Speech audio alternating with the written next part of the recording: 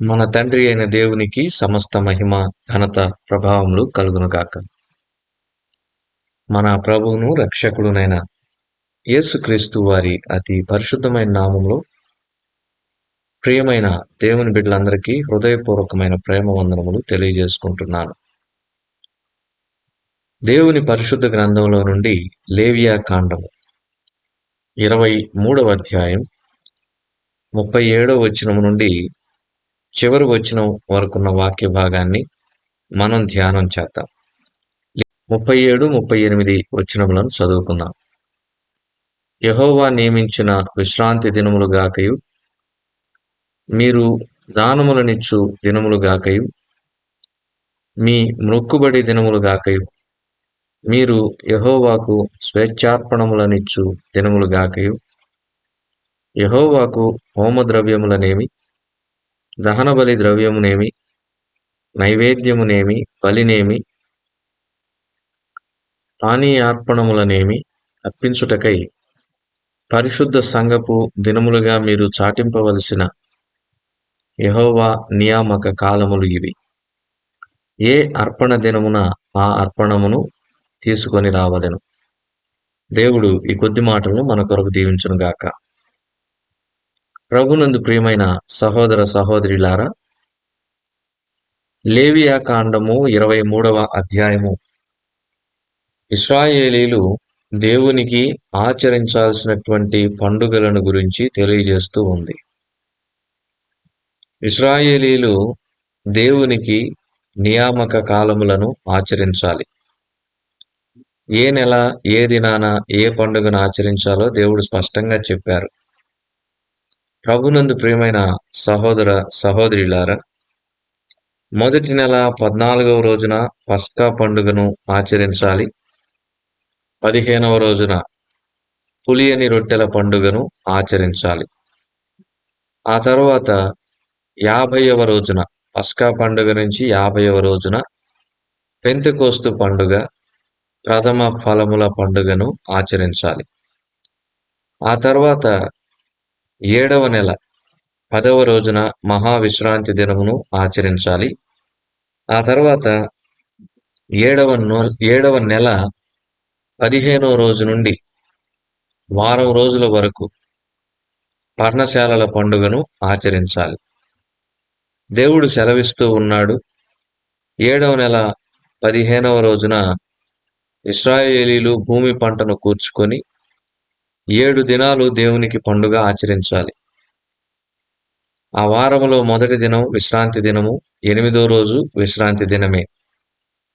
మొదటి దినాన ఇశ్రాయేలీలు దబ్బ పండ్లు, ఈత మట్టలు, గొంజి చెట్ల కొమ్మలు, కాలువల యొద్ద ఉండే నిరవంజి చెట్లు ఇవి పట్టుకొని 7 దినములు దేవుని సన్నిధిలో ఉత్సహించుచు ఆ పండుగను ఆచరించాలి.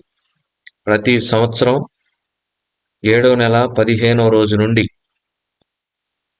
7 రోజుల పాటు ఆ వారమంతా కూడా ఇశ్రాయేలీలు ఆ 7 దినములు ఈ పండుగను ఆచరించాలి.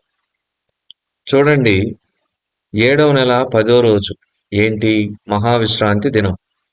మహావిశ్రాంతి దినాన ఇశ్రాయేలీలందరూ ఏ ముఖములు పెట్టుకొని ఉండాలి? దుఃఖ ముఖములు పెట్టుకొని ఉండాలి. అందరూ దుఃఖించువారుగా ఉండాలి మహావిశ్రాంతి దినాన. అది పూర్తయిన 15వ రోజు అనమాట. అంటే 7వ నెల 10వ రోజు మహావిశ్రాంతి దినము. 7వ నెల 15వ రోజు ఆ వారమంతా కూడా ఇశ్రాయేలీలు ఉత్సహించుచూ ఉండాలి.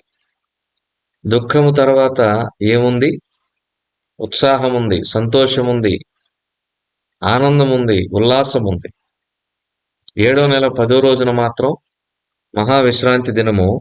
ఆ రోజున ఇశ్రాయేలీల సమాజంలో ఉన్న వారందరూ కూడా దుఃఖించువారుగా ఉండాలి. దుఃఖించని వారు ఇశ్రాయేలీల సమాజంలో నుండి కొట్టివేయబడతారు. 10వ రోజు పరిస్థితి అదైతే అక్కడ నుంచి 5 రోజులు 15వ రోజు. 15వ రోజు పరిస్థితి ఏంటి? 15వ రోజున అందరూ ఉత్సహించాలి. ఎన్ని రోజులు? వారం రోజుల పాటు. మరి దుఃఖ దినము 7వ నెల 10వ రోజు మాత్రమే. మరి ఉత్సాహ దినములు 7 రోజులు, వారవ రోజులు. దుఃఖము తక్కువ, ఉత్సాహము ఎక్కువ. దుఃఖించు దినము ఒక్క దినమే. ఉత్సాహించు దినములు 7 దినాలు. ప్రభునందు ప్రియమైన వారలారా, ఈ లోకయాత్రలో మన జీవితంలో కూడా అంతే. దుఃఖము ఒక భాగము, ఉత్సాహము, ఉల్లాసము, సంతోషము 10 భాగాలు. ఇశ్రాయేలీలు 430 సంవత్సరాలు ఐగుప్తులో దుఃఖించారు. ఇక ఆ తర్వాత శాశ్వతముగా కనాను దేశములో తరతరములకు వారు వాగ్దాన భూమిని స్వతంత్రించుకొని పాలు తేనెలు ప్రవహించు దేశంలో నివాసముంటూ దేవుని యొక్క వాగ్దాన భూమిలో ఉల్లసించువారు, ఉత్సాహించువారుగా ఉంటారు. ప్రభునందు ప్రియమైన వారులారా, దుఃఖము తర్వాత సంతోషం. దుఃఖము ఎగిరిపోతూ ఉంది. దుఃఖము ఎగిరిపోతూ ఉంది. ఎగిరిపోతూ ఉంది, ఎగిరిపోతూ ఉంది. మంచు ఎలాగైతే విడిపోతుందో దుఃఖం అలా విడిపోతుంది. మన జీవితాల్లో కూడా దుఃఖము స్వల్పకాలమే. సహాయకరంగా దేవుని యొక్క వాక్యమును ఈ సందర్భంలో మనం జ్ఞాపకం చేసుకుందాం. చూడండి, అపోస్తలుడైనటువంటి పేతురు రాసినటువంటి మొదటి పత్రిక 5వ అధ్యాయము 10వ వచనం నుండి చదువుకుందాం. 1 పేతురు 5:10. తన నిత్య మహిమకు క్రీస్తునందు మిమ్మును పిలిచిన సర్వకృపానిధియగు దేవుడు కొంచెము కాలం మీరు శ్రమపడిన పిమ్మట తానే మిమ్మును పూర్ణులనుగా చేసి స్థిరపరచి బలపరచును. యుగ యుగములకు ప్రభావమాయనకు కలుగునుగాక. ఆమేన్. చూసారా, కొంచెము కాలం మాత్రమే శ్రమ. కొంచెం కాలం అంటే ఈ లోకంలో మనం జీవించినంత కాలం. ఈ లోకంలో మానవుని ఆయుష్ కాలం బైబిల్లో ఎంత అని చెబుతూ ఉందంటే సగటున 70 సంవత్సరములు, అధిక బలం ఉంటే 80 సంవత్సరాలు. ఇది చాలా స్వల్పకాలం అండి. ఎందుకంటే మరి ముఖ్యంగా ఈ దినాల్లో రోజులు ఎలా గడిచిపోతున్నాయంటే నేత గాని నాడి కన్నా వడిగా గడిచిపోతూ ఉన్నాయి. నేతగాడు మగ్గాన్ని వేసేటప్పుడు ఆ మగ్గం ఎంత వేగంగా కదులుతుందో కదా, అంతకంటే ఎక్కువ వేగంగా ఈ దినాలు గడిచిపోతూ ఉన్నాయి. నీడవలే గతించిపోతూ ఉన్నాయి.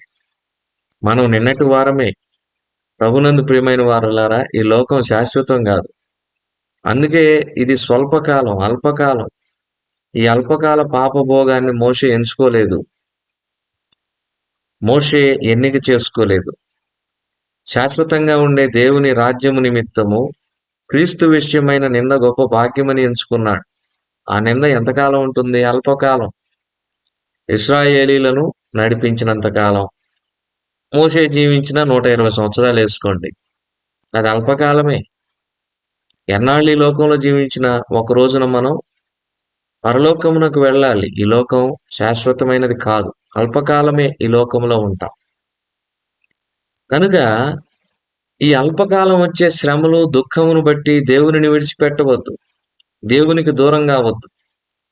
ఇశ్రాయేలీలను చూడండి, నీళ్లు లేకపోతే సణిగారు, ఆహారం లేకపోతే సణిగారు, వెనకాల ఫరో సైన్యం తరుముతుంటే సణిగారు, ఎదురుగా ఎర్ర సముద్రం ఉంటే సణిగారు. వీటన్నిటి నుంచి దేవుడు తప్పించాడు. స్వల్పకాలమే, అల్పకాలమే. మన దేవుడు ఆటంకాలను, అవరోధాలను అనుకూలంగా మార్చే దేవుడు. ఆయనే మనకు తోడుగా ఉన్నప్పుడు ఈ దుఃఖం ఉండేటటువంటి అల్పకాలములో మనం తొట్టిల్లితే అది మనకు నష్టమే కదా. కనుక 7వ నెల 10వ రోజు ఒక్కరోజు మాత్రమే దుఃఖం. 15వ రోజు నుంచి ఆ వారమంతా కూడా ప్రభునందు ప్రియమైన సహోదర సహోదరులారా 22వ రోజు వరకు మహా సంతోషం, ఉల్లాసము, ఉత్సాహం, ఆనందం. పంటలు కోస్తూ ఉన్నారు, పండ్లను చేతబట్టుకుంటూ ఉన్నారు, మట్టలను చేతబట్టుకుంటున్నారు, కొమ్మలను చేతబట్టుకుంటున్నారు.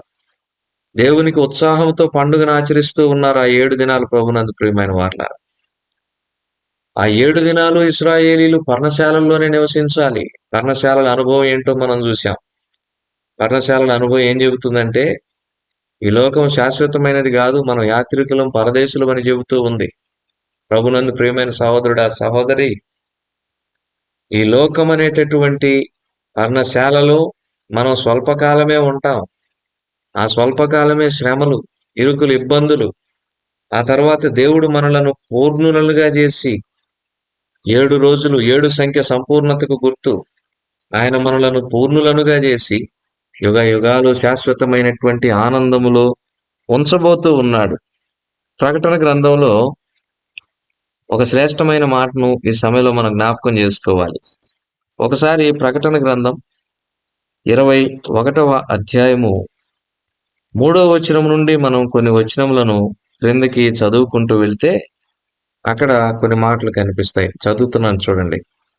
అప్పుడు ఇదిగో దేవుని నివాసము మనుషులతో కూడా ఉన్నది. ఆయన వారితో కాపురముండును. వారాయన ప్రజలై ఉందురు. దేవుడు తానే వారి దేవుడై ఉండి వారికి తోడై ఉండును. ఆయన వారి కన్నుల ప్రతి బాష్ప బిందువును తుడిచివేయును. మరణము ఇక ఉండదు. దుఃఖమైనను, ఏడ్పైనను, వేదన అయినను ఇక ఉండదు. మొదటి సంగతులు గతించిపోయినని సింహాసనములో నుండి వచ్చిన గొప్ప స్వరం చెప్పుట వింటిని. అప్పుడు సింహాసనాసీనుడై ఉన్నవాడు, ఇదిగో సమస్తమును నూతనమైనవిగా చేయుచున్నానని చెప్పారు. మరియు ఈ మాటలు నమ్మకమును నిజమునై ఉన్నవి కనుక వ్రాయుమని ఆయన నాతో చెప్పుచున్నాడు. మరియు ఆయన నాతో ఇట్లనెను, సమాప్తమైనవి నేనే అల్ఫాయు ఒమేగయు అనగా ఆదియు అంతమునై ఉన్నవాడను. దప్పిగొను వానికి జీవజలముల బొగ్గలోని జలమును నేను ఉచితముగా అనుగ్రహింతును. జయించువాడు వీటిని స్వతంత్రించుకొనును. నేను అతనికి దేవుడినై ఉందును, అతడు నాకు కుమారుడై ఉండును. ప్రభునందు ప్రియమైన సహోదర సహోదరులారా, ఈ వాక్య భాగంలో ఉన్న శ్రేష్టమైనటువంటి విషయాలను చూశారా? యుగాలు మనము ప్రభుతో కూడా నివసించబోతూ ఉన్నాము. సదాకాలము మనం ప్రభుతో కూడా జీవించబోతూ ఉన్నాము. ఈ లోకపు శ్రమలు ఎన్నదగినవి కావు.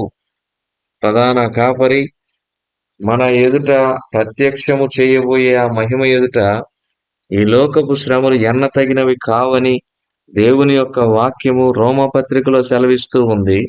అంత మాత్రమే కాదు, అపోస్తుడైన పౌలు తెస్సలోనికైలకు రాసినటువంటి మొదటి పత్రిక 4వ అధ్యాయంలో చూస్తే 17వ వచనంలో, ఆ మీదట సజీవులమై నిలిచిండు మనము వారితో కూడా ఏకముగా ప్రభువును ఎదుర్కొనుటకు ఆకాశ మండలమునకు మేఘముల మీద కొనిపోబడుదుము. కాగా మనము సదాకాలము ప్రభువుతో కూడా ఉందుము. సదాకాలము. అమ్మా, అయ్యా, ప్రభునందు ప్రియమైన సహోదరుడా, సహోదరి, సదాకాలం. దుఃఖము ఒక్క దినమే. 7 రోజులు సంతోషము, ఉత్సాహము, పండుగ, ఆనందము. కనుక ఈ లోక జీవితము స్వల్పమైనది, అల్పమైనది. ఆ ఒక్క దినమే దుఃఖం. 7 దినాలు సంపూర్ణతకు గుర్తు. పరలోక జీవితము సంపూర్ణమైనది, అది శాశ్వతమైనది. అక్కడ యుగయుగములు సంతోషము, ఆనందం. కన్నీరు లేదు, ఏడ్పు లేదు, ఆకలి లేదు, రాత్రి అసలే లేదు. కుళ్ళు, అసూయ వంటివేవి కూడా పరలోక రాజ్యంలో ఉండవు. అది యుగయుగాలు నిలిచి ఉండే రాజ్యం. అక్కడ మనం సదాకాలం ఉండబోతూ ఉన్నాం. కనుక దాని మీద దృష్టి ఉంచి ఈ లోకములో మనం యాత్రికులముగా, పరదేశులంగా ఉండాలి. అందుకే ఇశ్రాయేలీలను పర్ణశాలలలో ఆ పండుగను ఆచరించమన్నాడు. 7 దినాలు, 7వ నెల 15వ రోజు నుండి వారం రోజుల పాటు ఇశ్రాయేలీలు పర్ణశాలల్లోనే ఉండాలి. సంతోషంతో పండుగను ఆచరించాలి. వారికి కలిగిన పండ్లను, కొమ్మలను అన్నిటినీ చేతబట్టుకొని దేవుని సన్నిధిలో ఉత్సహించుచు పండుగను ఆచరించాలి. కనుక దేవునిని ఎరిగిన వాడు ఎప్పుడూ సంతోషంగా ఉండాలి. శ్రమల్లో, దుఃఖములు, కష్టాల్లో. ఎందుకంటే అది కొంతకాలమే ఉంటుంది. శాశ్వత కాలం ఎవరికీ కష్టాలు, దుఃఖాలు ఉండవు. ఒకవేళ ఉన్న జీవితకాలమే స్వల్పం. అది తీరిన తర్వాత ఇక యుగయుగాలు సంపూర్ణ ఆనందం, శాశ్వతమైన ఆనందం. కనుక దానిని ముందు పెట్టుకొని దాని మీద గురి నిలిపి ఈ లోకంలో ఎదురయ్యే చిన్నపాటి శ్రమలకు తొట్టిల్లకుండా, దేవుని విడిచిపెట్టకుండా ఆయన హత్తుకొని జీవిద్దాం. దేవుడి కొద్ది మాటలు మన కొరకు దీవించిన గాక. ప్రార్థన. కృపగల మా తండ్రి, మీరు అనుగ్రహించిన వాక్యానికి స్తోత్రాలు. విత్తబడిన వాక్యం నీరు గట్టి ఫలింపజేసి మా ప్రియులను దీవించి ఈ దినమంతటి కొరకు సిద్ధపరచమని మా రక్షకుడైన యేసుక్రీస్తు వారి పరిశుద్ధమైన నామములో ప్రార్థించి అడిగి వేడుకొంచున్నాము తండ్రి. ఆమేన్.